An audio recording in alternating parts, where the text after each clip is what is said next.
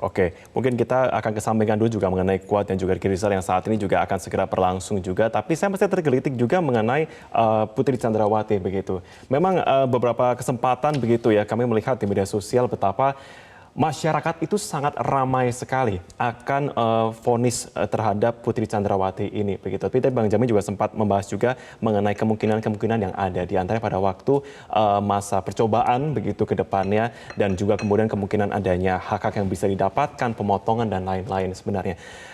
Putri Chandrawati menurut prediksi beberapa orang dikatakan bisa berkurang karena statusnya sebagai seorang ibu dan juga seorang istri dari terpidana mati. Nah, apakah ini juga akan bisa digunakan sebagai peluang untuk mengurangi masa hukumannya dengan signifikan, Bang Jamin? Ya, pengurangan hukuman itu masih dimungkinkan dengan upaya hukum, yaitu upaya hukum banding, kasasi ya. Nanti penasihat hukum dalam memori bandingnya akan tetap konsisten untuk memasukkan hal-hal yang meringankan untuk dapat dipertimbangkan kepada Ibu PC ini sehingga nanti dalam putusan banding bisa jadi putusannya lebih ringan. Tapi yang mau saya bahas begini, ini kan disparitasnya sangat tinggi ya antara hukuman 20 tahun dengan 8 tahun. Ada selisih 12 tahun. Ini yang salah siapa? Apa jaksanya yang tidak lebih bisa menyatakan kalau sebenarnya hukumannya nggak 8 tahun ini, tapi jaksa membuat 8 tahun. Jadi ada analisis dalam runtutan jaksa itu yang kurang tepat menurut saya. Masakan disparitas itu nggak pernah ya terjadi orang menuntut 8 tahun lalu ada 20 tahun. Berarti kesalahan di mana? Jaksa yang mengaitkan pembuktian dalam persidangan itu harusnya dia nggak tuntut 8 tahun. Dia tuntutnya contohnya harusnya 15 tahun ya atau 18 tahun. Jadi saya kira harus ada ya secara internal jaksa yang menilai ini. Jangan-jangan jaksa waktu berpikir runtut itu ada hal-hal yang tidak benar gitu ya secara etik ya. Nah itu yang harus diperiksa. Nah makanya saya katakan ini adalah yang harus kita lihat. Hakim sudah memutus 20 tahun. Jadi kita hormati lah ya. Semua putusan ini benar-benar kita hormati. Karena dalam hukum pidana itu putusan pengadilan itu bukan orangnya ya, tapi institusi. Jadi yang mutus ini adalah Pengadilan Negeri Jakarta Selatan, bukan Pak Wahyu seorang begitu. Jadi kalau sudah keluar ini membawa lembaga bukan pribadi. Jadi kita harus menghormati putusannya. Kalau kita memang tidak setuju ya silakan nanti ada upaya hukum mengenai itu begitu. Oke, kita juga saksikan bersama saat ini ternyata orang tua dari almarhum Yosua Huta Barat di sini, Pak Samuel dan juga Ibu Rosti sudah tiba. Kami akan coba untuk melihat saat ini bagaimana untuk pernyataannya langsung dari Madinah Jakarta Selatan, apa yang ingin disampaikan. Coba kita akan dengarkan bersama. Malah datang. Baik, tampaknya saat ini pula kami masih akan menunggu juga pernyataan apa yang kiranya disampaikan oleh orang tua almarhum Yosua Huta Barat kali ini dalam ketibaannya di Pengadilan Negeri Jakarta Selatan. Harapannya juga terkait dengan apa saja yang tentunya mereka bisa tetap perjuangkan dalam perjalanan sidang yang kita sudah ingat 4 bulan terakhir ini sampai dengan kali ini 13, 14, 15 Februari 14 terdakwa Ricky Rizal dan Kuat Ma'ruf akan menjalani vonis. Poin-poin apa saja kiranya akan menjadi pertimbangan dan memberatkan dari hakim, majelis hakim untuk bisa memutuskan. Tentunya kita akan melihat bersama bagaimana saat ini persiapan dari Pengadilan Negeri Jakarta Selatan termasuk konfirmasi siapa terdakwa yang akan terlebih dahulu menjalani sidang vonis dalam hari kali 14 hingga 15 Februari 2023. Kali ini kembali kita akan berbincang ya sembari menunggu saat ini.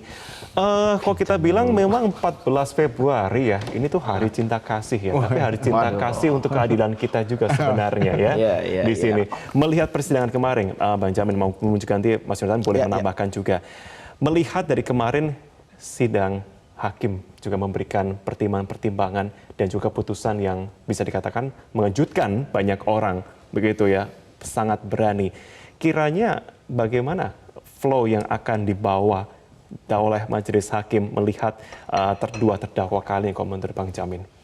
Ya, kita sangat mengapresiasi apa yang dilakukan oleh Pak Wahyu ya kemarin dengan tanpa jeda, ya bahkan makan siang dan waktu ibadah juga dia tidak berhenti. 5,5 jam ya, kalau saya hitung dia ya. membaca dan juga dalam putusan-putusan itu terlihat bagaimana pertimbangan hukumnya sangat komprehensif ya, walaupun ada perdebatan mengenai motif terkait dengan iri dan daripada itu tidak dideskripsikan secara jelas dan banyak mengatakan kenapa tidak diuraikan. Memang nggak ada kewajiban untuk menguraikan motif di situ.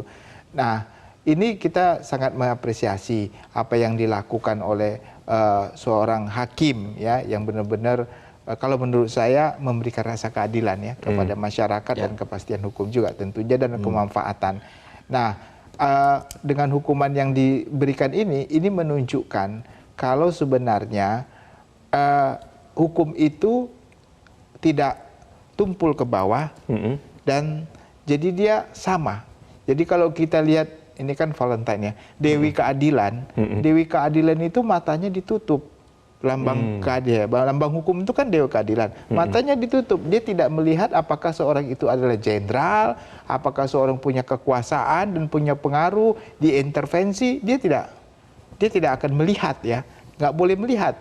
Dia harus menghukum orang dengan pedangnya, dengan keadilan di timbangannya. Nah, itu kan Dewi Keadilan. Ya. Jadi dia memutuskan orang dengan cara menghukum dengan pedang itu berdasarkan keadilan dan tidak melihat siapa orang di depan itu. Berdasarkan keadilan. Nah, itulah makanya saya lihat apa yang disampaikan, apa yang diputuskan oleh Hakim Wahyu ini benar-benar memperbaiki. Ya, ini salah satu trigger mechanism, ya, bentuk trigger mechanism kepada sistem peradilan kita satu dan kepada memperbaiki sistem kepolisian kita.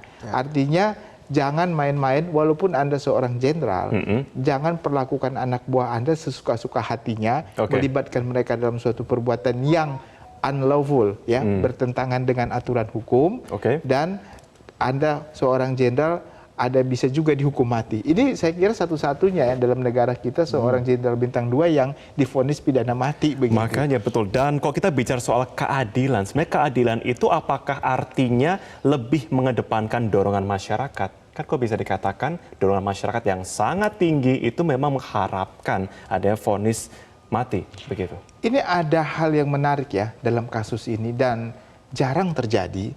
Begini, jadi waktu pertama sekali hakim membuka sidang, saksi yang dihadirkan itu adalah keluarga, ya, korban, keluarga korban untuk mencari keluh kesah dan simpati korban itu seperti apa sih penderitaannya. Oke, Bang Jamil, tahan dulu, kita akan dengarkan pernyataan dari orang tua almarhum Yosua Huta Barat, Pak Samuel saat ini. Kita akan dengarkan. Pengadilan Negeri Jakarta Selatan sendiri